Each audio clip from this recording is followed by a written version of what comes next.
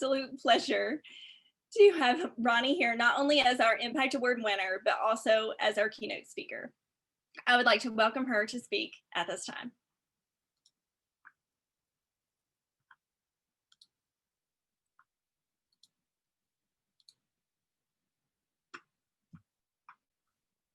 There we go. I want to say congratulations to Rochelle and to Deisha and to Nick. And thank you so much for this honor. I'm really blessed by this honor. There are so many people in this city that you could have named, many who impact us all, and I am very grateful. I'm also grateful to have an opportunity to speak with you tonight.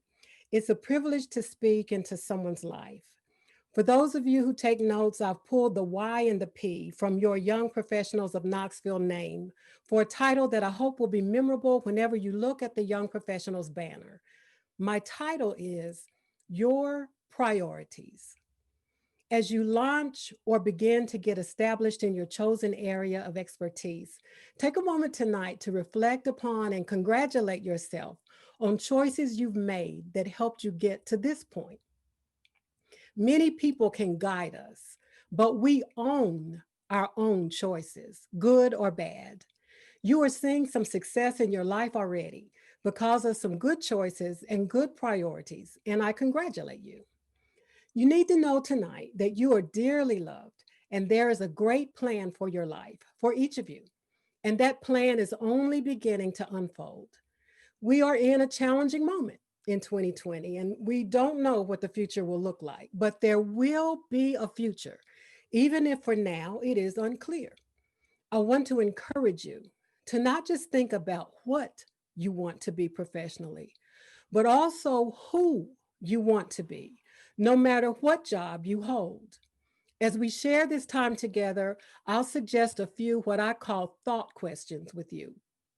A thought question is a question you don't answer out loud, but you think about and answer to yourself. One of my favorite things to do is encourage young leaders who listen. Developing an ability to listen extremely well will serve you extremely well, whatever your vocation or industry, across your entire life, really. How high a priority do you place on listening? That was the first thought question. My granny, Louise Underwood, used to love to go to thrift stores and yard sales, and I learned so much from her just listening when we hung out together. One really impactful lesson she taught me early in my professional career was especially memorable. She said, baby, everybody ain't gonna like you. And if they say they do, know that somebody lying to you. But that's all right. Do what you gotta do anyway. She also taught me about work with elbow grease. And let me just say, that is not an ointment you rub on. I am also glad I listened to advice from my father in ministry, the Reverend Dr. Vincent Jones Sr. He told me the enemy only has 3 weapons, and he will attack you with some version of those same 3. They are power, money, and sex, with pride and undercurrent for them all. An unhealthy relationship with any one of those will bring down your leadership. I'm so glad I listened to wise advice. Here is one way to spot check how well you are listening. At the end of a great conversation, if you remember more of what you said than what they said, you probably did not listen very well. Listen generously and don't cut people off when they're sharing their thoughts with you. Thought question 2, how high a priority do you place on encouraging others? When you have opportunity to speak about the things that really matter, I hope you'll encourage and speak life to others. I hope the next time you look at a burning candle, you will remember this. A candle loses nothing by lighting another candle. So be intentional about encouraging somebody else. When somebody opens a door for you, take another young leader through it with you. Another area of priority consideration is thought question 3. How do you handle mistakes, your own and others? Now, I don't always get things right. None of us do. Handling mistakes with grace, will return to you as kindness, to you or someone you love. Conversely, if we are harsh when someone makes a mistake, that cruelty will return to our own life at some point. So be kind. Don't be too prideful to accept an apology or give one. Extend grace lavishly. Closely tied to how we handle mistakes is thought question 4. How do you handle your anger? Anger is a natural emotion all of us feel. However, when we get angry, we have at least 5 choices to deal with. First, what am I choosing to be angry or offended about? What's your core concern? Zora Neale Hurston once wrote, sometimes you got to sit with your feelings for a while to figure out what are you even mad at? Second, who am I choosing to be mad at? Now, we're usually really clear about that one. We're not confused at all about who. Third, how mad am I choosing to be? A little miffed, or am I about to hurt somebody? Fourth, how long am I going to be angry? Till I can process it? Till next week? Till I die? Fifth, what am I going to do with my anger? Am I going to deal with it in a healthy way, or am I going to hurt somebody? Unresolved anger continues to simmer, and the dial just turns higher and higher. There is 1 degree difference between 211 degrees and 212, but 212 is boiling. If we don't process our anger, it becomes one more thing, then one more thing, till it boils over.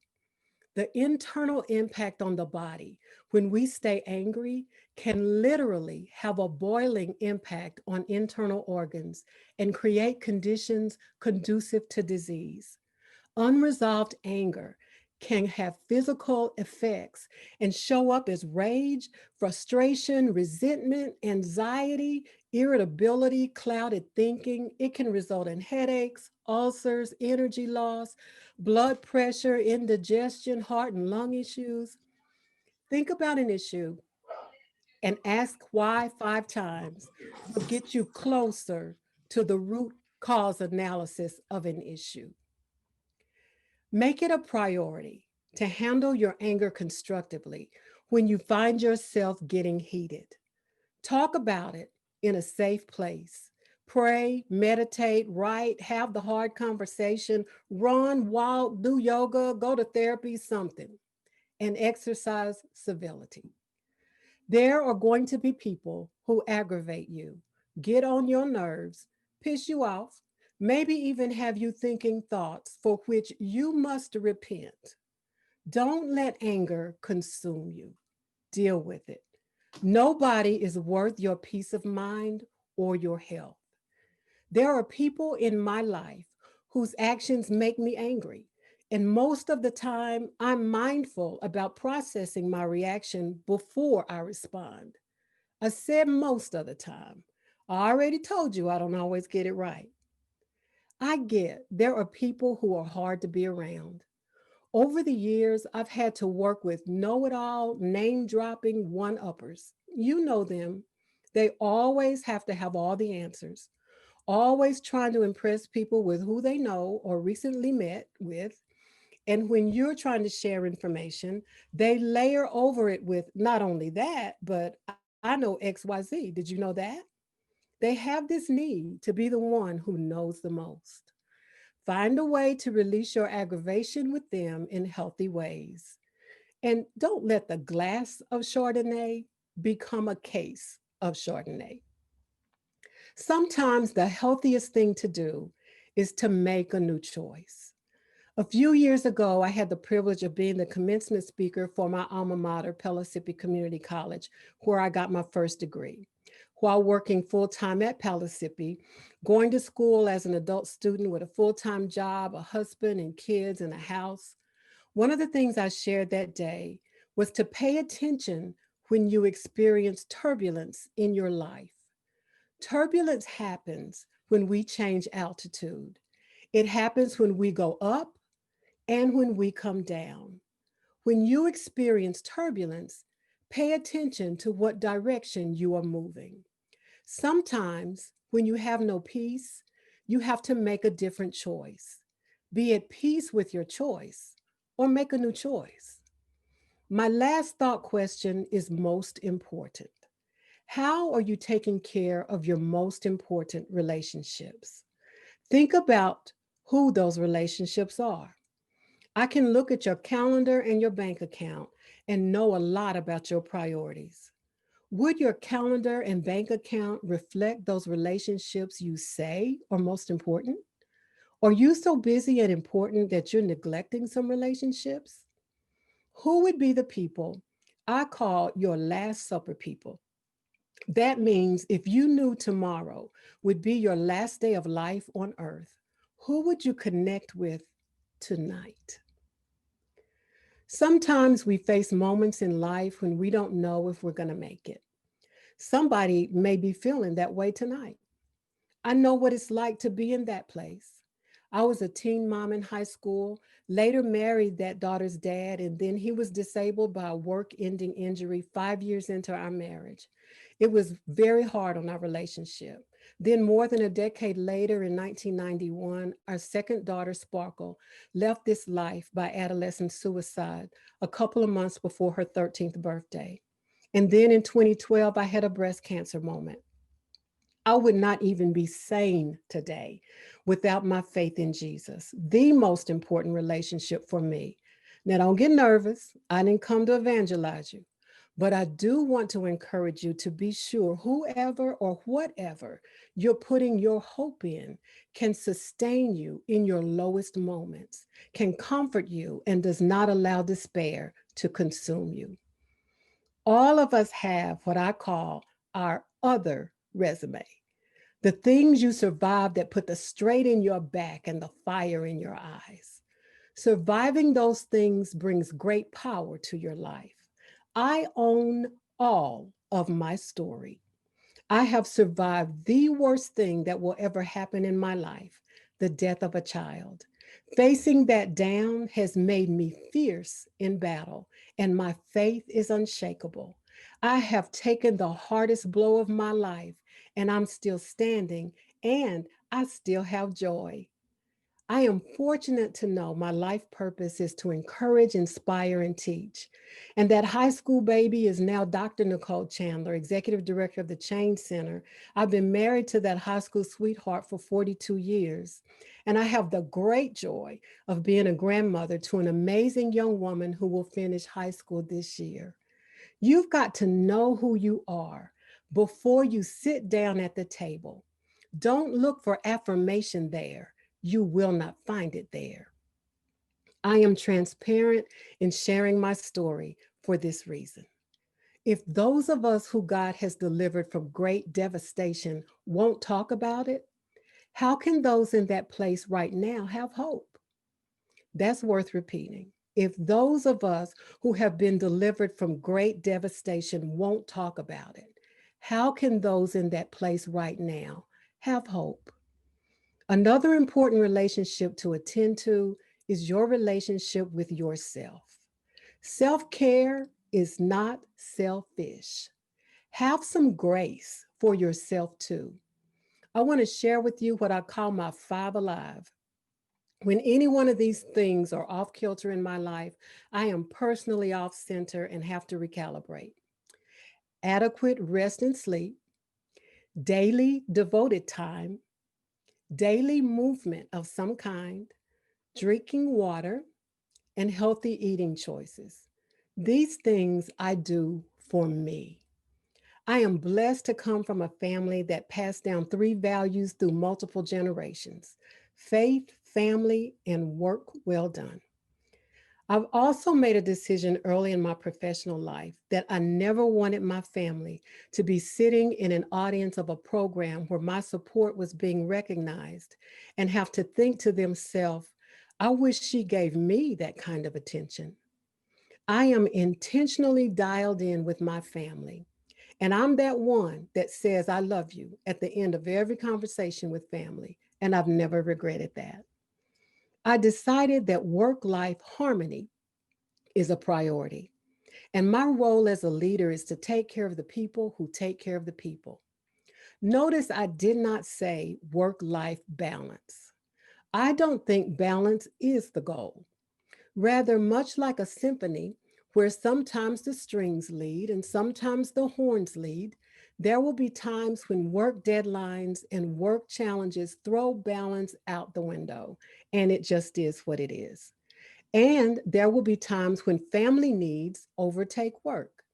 Give yourself permission to focus on what has to be priority for that moment. As you continue to live your best life and show up as your best self every day, pay attention to your priorities. How high a priority do you place on listening? How high a priority do you place on encouraging others? How do you handle mistakes, your own and others? How do you handle your anger? And how are you taking care of your most important relationships, including yourself? As I close, I want to remind you again there's a great design for your life. And I want to leave you with one of my favorite poems called The Weaver. My life is but a weaving between my God and me. I do not choose the colors. He worketh steadily. Oft times he weaveth sorrow, and I in foolish pride forget he sees the upper and I the underside. Not till the loom is silent and the shuttle cease to fly will God unroll the canvas and explain the reasons why. The dark threads are as needful in the skillful weaver's hands as threads of gold and silver in the pattern he has planned. He knows, he cares, he loves. Nothing this truth can dim. He gives the very best he has to those who leave the choice with him. Thank you so much for this time that we've shared tonight.